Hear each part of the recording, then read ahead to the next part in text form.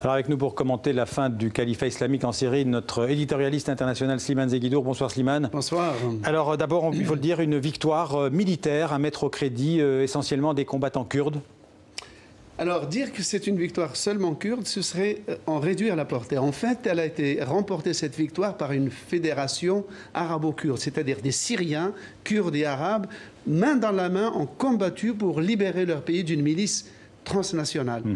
Et c'est plus qu'une victoire, c'est carrément le coup de grâce, car Daesh avait déjà été écrabouillé par le rouleau compresseur russe sur le reste de la Syrie, mais il lui restait ce sanctuaire symbolique dans lequel il persistait à lutter, et aujourd'hui, il a cédé, il est tombé, et le cauchemar de Daesh, de l'État soi-disant islamique, aura duré très exactement 4 ans, 8 mois et 22 jours. Alors ce qui ne veut pas dire que la menace djihadiste a complètement disparu, puisqu'on ne tue pas une idéologie, on le sait bien, par les armes.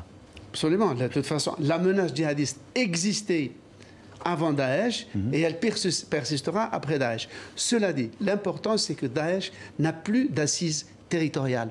Aujourd'hui, par exemple, les aspirants au djihad que nous avions en France ou ailleurs, ils voulaient aller en Syrie. Mais aujourd'hui, s'ils voulaient accomplir une vocation djihadiste, ils iraient où?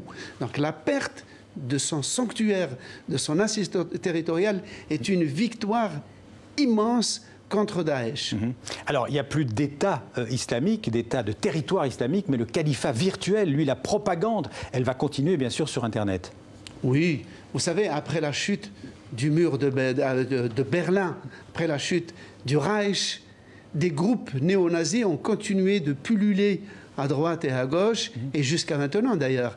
Bien sûr, il y aura des desperados de Daesh qui continueront à le pleurer et à vouloir le reconstituer ou même à se venger. Mais cela n'enlève rien à la déconfiture historique qu'ils ont subie aujourd'hui.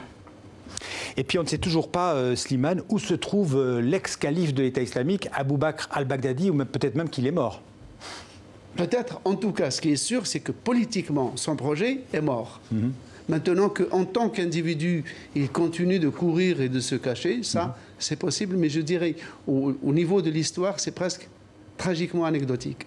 Merci Slimane pour ces précisions donc, sur la chute définitive, en tout cas, du groupe État islamique d'un point de vue territoire, d'un point de vue État en Irak et en Syrie.